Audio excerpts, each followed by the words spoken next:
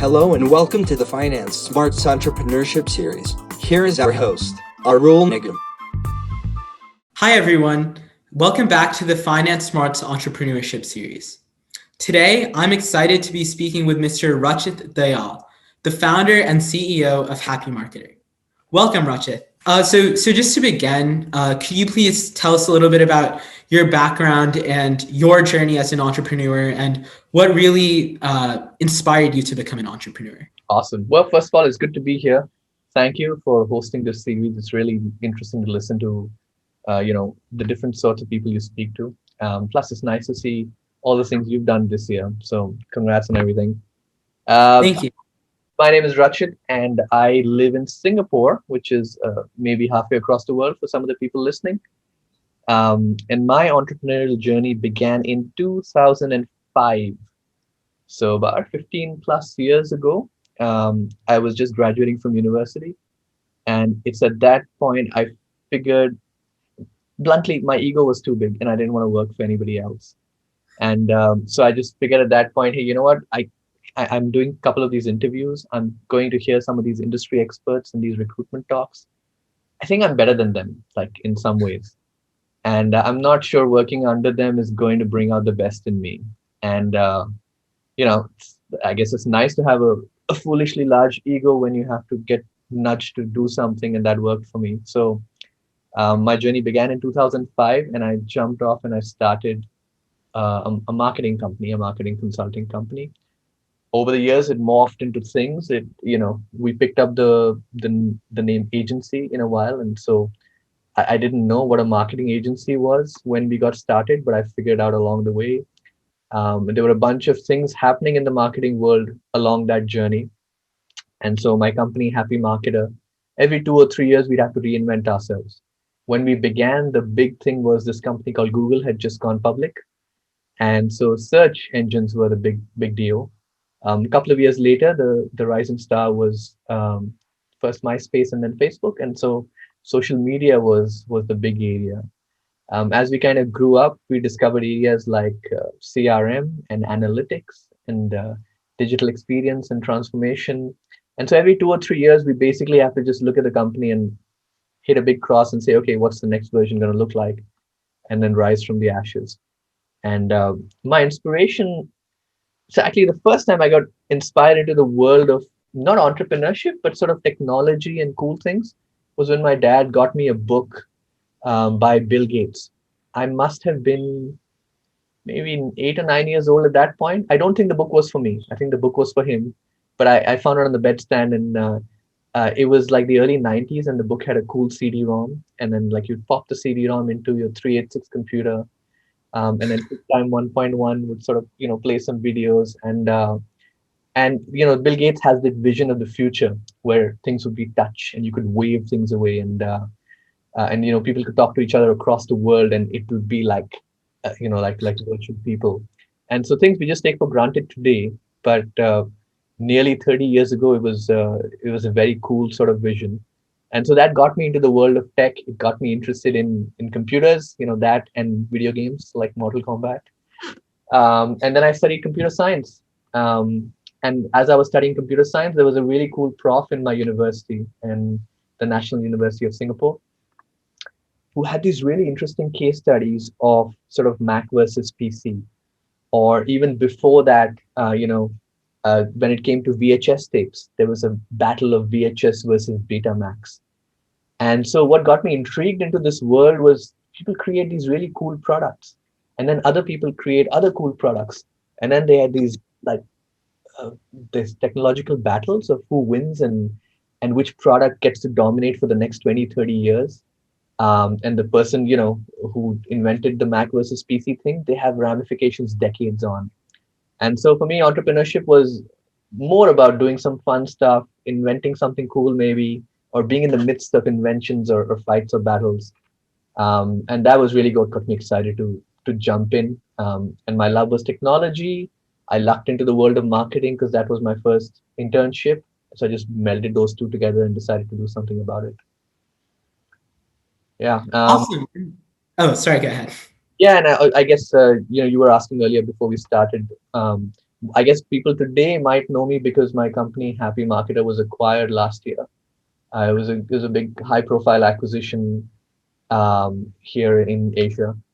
And so that's a big part of the journey, which was the acquisition process, getting acquired, joining another company, having new colleagues and new teams. So I guess I've done the whole life cycle of starting a business and then growing a business to the largest in the country and then getting acquired. And yeah, I'm interested. I'm excited about what's next. I don't know, but something cool. Yeah, and so that's actually what I wanted to ask you about next. First of all, congratulations on the acquisition. But so I wanted to ask you, what was that acquisition process like, and what did you really learn from that? Yeah. So, I had some preconceived notions as an entrepreneur, and almost all of them I discovered were wrong during the acquisition process about acquisition. So I saw acquisition as this high profile sort of winning moment of an entrepreneurial career where you build a company and then it gets sold and then sort of like Donald Duck or Scrooge McDuck or whatever, be swimming in a swimming pool of gold coins. And so when I started up, sort of that was my view of what acquisition looks like. In reality, I think I discovered that in the larger scheme of an entrepreneur's life, an acquisition is just a blip. Yes, there's good money or stock options or whatever you're trading your company for. But the reality is, once you become an entrepreneur, you're probably an entrepreneur for like 3, 4, 5 decades. Like most entrepreneurs I know at the age of 40 are going to be entrepreneurs at the age of 70. And so in the larger scheme of things, it's one thing. And then, you work with that company again, or you start something new again, and then you do it again and again. So, just if I just look back, it's not that big a deal for my life as it might be for my story. It's easier to note a story. I would say the process of acquisition was also very different than running a business. Like running a business for me is mostly about caring about my people. So I find good people to work with, and then I take care of them and their families, and then they'll do good work, and we'll see some outcomes out of that. An acquisition is sort of a job for accountants. Like essentially, the finance team in some large company has to make an internal business case to say that, hey, board or bank, give us this much money because we want to buy this other company. And it is all about finances. So, while they care about culture and the product fit, etc., at least in our industry, it is very much about revenue, costs, profits, multiples, earnouts, the ability to pay back. And so, as I wasn't financially trained. It was a real learning curve for me to be able to sit on the same table as really smart lawyers and accountants and consultants and sort of make a case as to, hey, we're asking for this much money. This is why we're worth so much. And we got lucky. We had good acquirers, great culture fit. Most acquisitions fail. So you go through the process and then maybe due diligence or the negotiations break down. We managed to power through that. Despite that, it was exhausting and exhilarating and very, very intense. But zooming out into sort of the few decades timeline, it's a blip of 1 or 2 years in the larger scheme of running things. That makes sense. And so what was since you mentioned like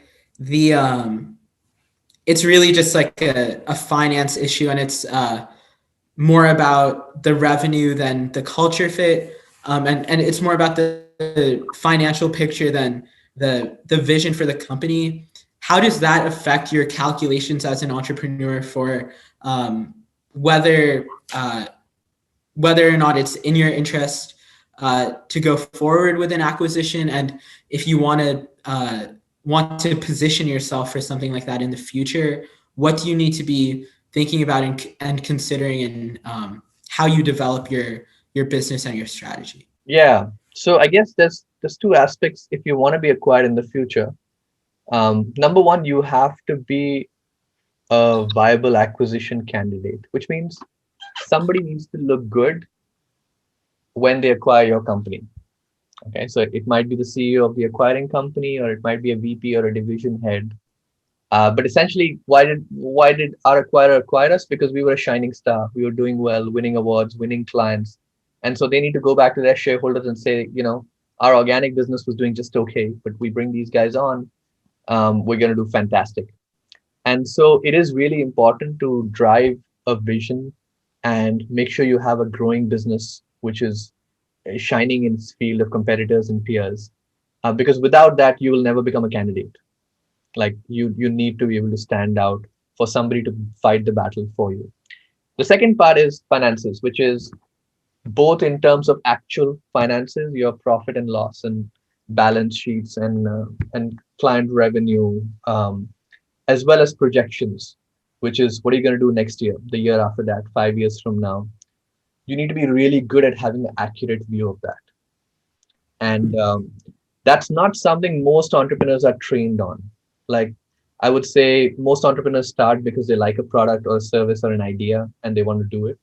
Some entrepreneurs are actually trained in accounting and finance, but even then they get pulled to the pessimistic side of things and there's very little optimism in their projections.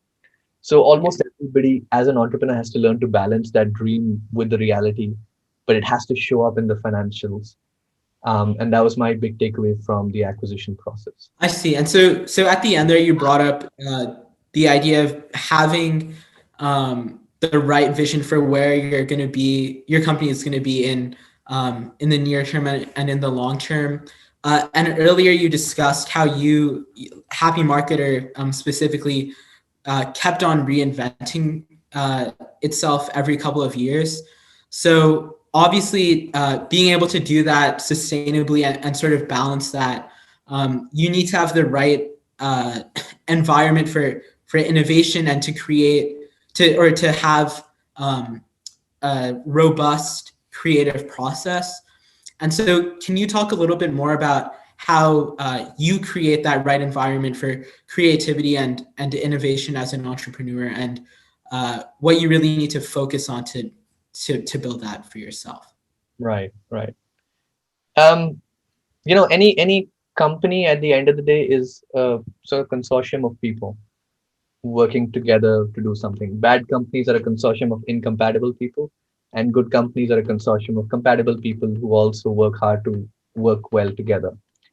So I would say in the end, this is a great question because the company's success depends on the innovation, creativity, and actually entrepreneurship of the people within it.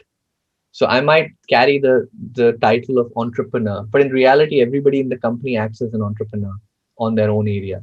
So, some people are entrepreneurs with a narrow industry focus. Some people are entrepreneurs with a product or service focus. Some people are entrepreneurs in the way that they try to find problems in finance or human resource or systems and operations and then solve it. So how do we go ensure that there's that environment and everybody's doing it? I guess it's important to realize why people might not be doing it. And the main reason people aren't creative is because there's negativity around them. Like it's very hard to be creative unless you're in a positive environment, unless you're sort of relaxed and you have some open space and white space to think, and then you have some nudges and guides to think. So I would say the first step is going to be like shutting out the noise and negativity for both us and our people. And that noise and negativity might come from, for example, like this year, COVID, there's a lot of negativity. But the reality is like there's only so much useful information. If I didn't read the news all year and I just read it once a month, that probably be enough to figure out, oh, COVID's high now. Oh, vaccines and testing now. Oh, vaccines coming now. Okay, now it's going to roll out in this way. Like just focusing on the facts, there isn't that much to report, but there's like 100 times that much negativity around it, right? Yeah. So for people who have to put their head down and do the job, you have to learn that art, and I had to work with my team to develop it to say we're going to shut out the noise and negativity. Not that we're shutting out the world. We will still catch up every once in a while. But we're going to follow the social media accounts which are positive. We're going to follow the news sources which are useful and productive. In our meetings, we're going to actively just try to put a pin in things which drag us down and actually talk about things which are positive. And so sort of focusing on positivity is the base level that we need for creativity to come out. After that, I guess, we don't naturally become more creative. The musicians, your Mozart and Bach, they had to practice and learn and grow. And so what we call the creative output of their best pieces of work came from a lot of learning and growth and practice. And so I guess the second aspect is each one of us needs to be 1% better tomorrow. And if you're 1% better tomorrow, you're, something like 40 times better at the end of the year. If you're 1% worse tomorrow, you're a fraction of yourself in a year's time. And so whether it's, trainings or learning or reading or discussion groups or participation, it's important to do that. We did that at Happy Marketer by actually running trainings for our peers and competitors in the industry. So for sort of 15 years, I've taught Google AdWords and Facebook ads and content writing to my peers because that forces me to be really good at it. And then it forces me to get challenged by my smartest peers. And so, diamonds get made in the rough by learning and then teaching. That's kind of been a really important aspect for us to be in peak state. And all of this adds up to find peers who can be similarly positive and have a similar hunger for growth and improvement. So I would say, people might need specific ideas like use a mind map app, have a whiteboard, brainstorm in this way. I would say everybody will figure out their own tools for that. But just in terms of the environment, success is all energy management. And so that energy I've found comes from people, comes from lessons and learning, comes from positivity. So those are the things I think I try to focus on every day. And focus long enough and it turns out to work. Okay, so really like the specific way you reach the goal is up to whatever works best for you, but you need to focus on shutting out the noise so you can direct your energy where it'll be the most productive, and then finding or building a team that will help you achieve your goals and be productive. And it might not be, let's say you could be an entrepreneur who's a freelance graphic designer and you don't have a team, you don't have money to hire people or whatever. You have peers, you have friends and buddies, you have clients who are like friends. And so that ecosystem can be any group of people. It doesn't necessarily have to be a team structure. Right. But you definitely need people. Like alone in a silo, creativity will just wither and die. That makes sense. And so you talked about the importance of positivity and making sure, even if not everything isn't positive, making sure you get something productive out of any challenges you encounter, even if that you're dealing with something that's negative. So could you talk a little bit about some challenges that you faced early on in your career as an entrepreneur, and sort of how did you overcome those challenges? Yeah, I guess the biggest challenge that every entrepreneur will face is at some point in time they will ask themselves the question of, do I take the plunge on this business, on this idea, on this product? And that's the biggest one. 100% of people will face that. Not a lot of people will say yes to it. Some people will. Right. So I guess that's the difficult one. And what will happen is it may not show itself up in that question. It may instead show itself with negative thoughts. Like it may show itself by you telling yourself, I don't know anything about money. Like, can I really run a business? Or, you know what, I went to this conference and there's so many people smarter than me. And so in the end, like if you drill down, it's probably some version of sort of the fear of not being good enough. And so how do you tackle that? There's a great book I would recommend for anybody who likes to study psychology, or I study hypnosis and neuro-linguistic programming. And that book is called The Secret Language of Feelings. Maybe 20 years old. It's an old book. And what it does is it takes names of feelings like anger or frustration or fear, and then it translates for us what they mean. And so fear actually means that it's your mind telling you there's something of danger around you. Right. And so that fear of not being good enough, or the fear of taking the plunge, it's actually telling you that there is some danger in you taking the plunge. There is some danger in you going through this path. And once you flip that and look at it that way, that, I call it fear, but actually my fear is trying to tell me there is some danger, then you can actually figure out, okay, what is that danger? Is that rational or irrational? What is the degree of intensity of that danger? Like, am I really going to fall on my feet and go bankrupt and lose my life career? Or is this going to be, worst case, is going to be a setback for 6 months? And Right. so when you take that label off and then you dissect it a little bit, most of the time you'll find that the fears are overblown. Like, the irrational part of our fears really just circle and become something huge. And there's a rational fear in there which we need to work on addressing, that gets hidden away. So for me, that fear of taking the plunge had a lot to do with social pressure. Nobody in my family had run a business. None of my friends had run a business. It wasn't a common thing in my university to have entrepreneurs. And so that danger essentially was telling me that you don't know what this path looks like, and you could fall and fail every day, and you'll kind of, you'll feel terrible and other people will think you're terrible. And that was really what was behind my fear. And so once I started to recognize that, then I talked to my friends and family. It turns out people are very supportive. Like, almost nobody tried to dissuade me from starting a business. Everybody had very logical things to say. Have you thought about this? Have you thought about that? Can you work on this? Fantastic advice and really good conversations. So I would say, for everybody who's listening, who's about to start their first business, this is probably what you'll have to do, which is face that fear, dissect it, figure out what the real danger source is. And it might turn out it's not really that big a danger. It's just something that's gotten overblown. So it's sort of about um, trying to discern what fear is rational and what's irrational, and then once you distill it down to the rational fears, calculating your risks and seeing what you need to do to address them, and whether or not to go forward or to turn back. If it's because of course it could be a rational fear that means you really shouldn't be doing something. Yeah, and I would say if each of us could reframe the word fear into risks, risk has a much less stressful connotation to it. Like, we can write down our risks and we can evaluate them, but doing the same with fears is kind of frowned upon because there's this big dark feeling.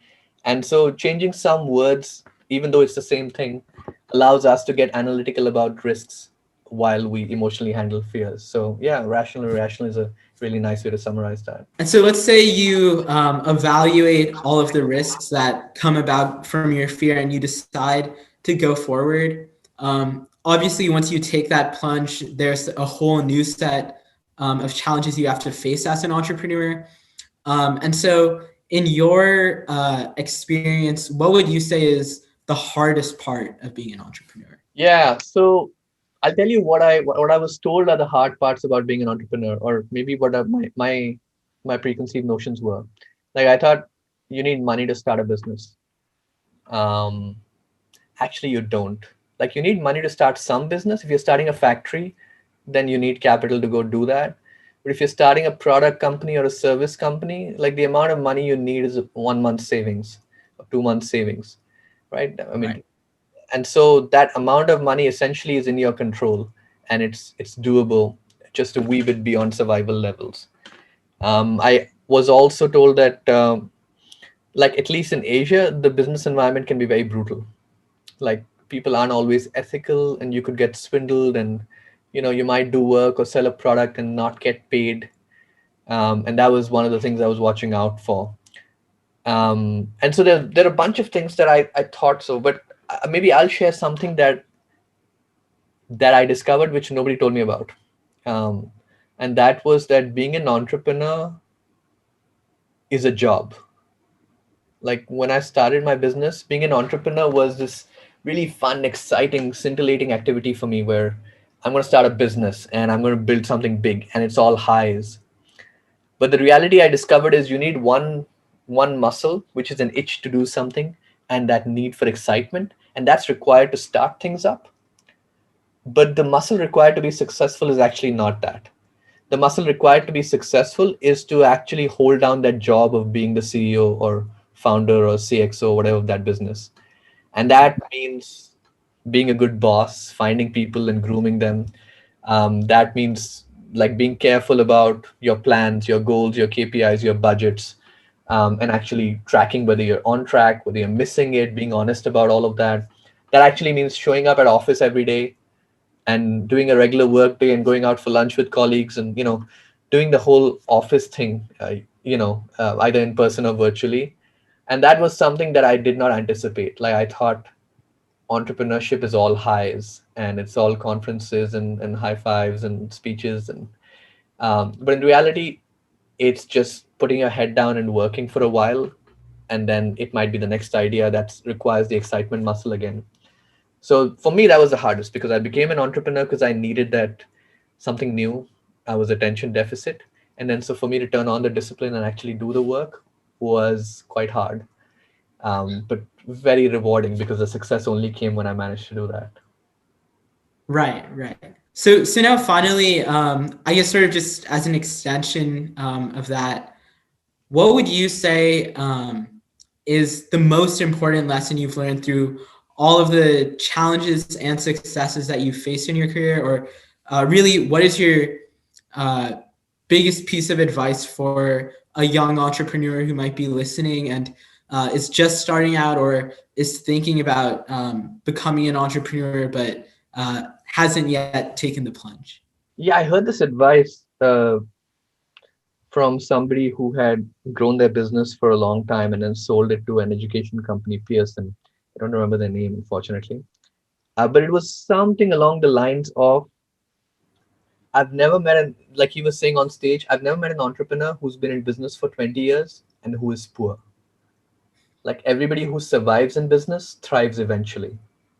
And I found that to be true, sort of, at least in the tech world, in the services world. Like, if you make it in time, the rewards from year 20 to 30 are like 100x of the rewards from year 0 to 10.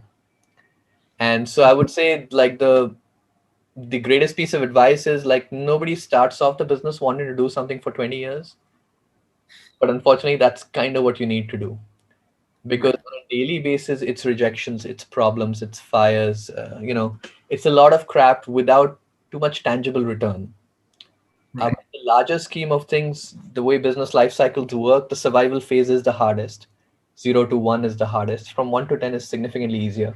From 10 to 100 is a lot easier. And so my biggest piece of advice would be, a lot of entrepreneurs that you might idolize, they've been in that job for 20 years. Yeah. So you need to survive for 20 years. Anybody who survives for 20 years is going to be successful. And most of your peers wouldn't have the stomach to survive for 20 years.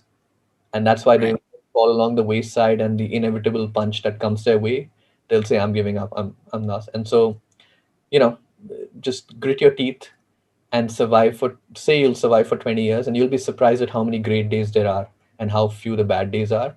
But if you're looking at the long-term view, you will be very successful. Awesome. Yeah, I think that's definitely very comforting and hopefully motivating for everyone who's listening. And definitely everything we discussed, especially I think the way your attitude towards fear and the way you evaluate that, I think is something that's really important, and that even beyond entrepreneurship can help a lot of people be much more successful. So that was really helpful. Thank you. Thank you, Arul. This is a wonderful series, and I'm sure this is going to go very far. So thanks for having me, and I'm excited to hear the next one. Absolutely. And thank you so much for your time. I really appreciate it. Thank you. All right. Take care. Awesome. Thank you. Bye.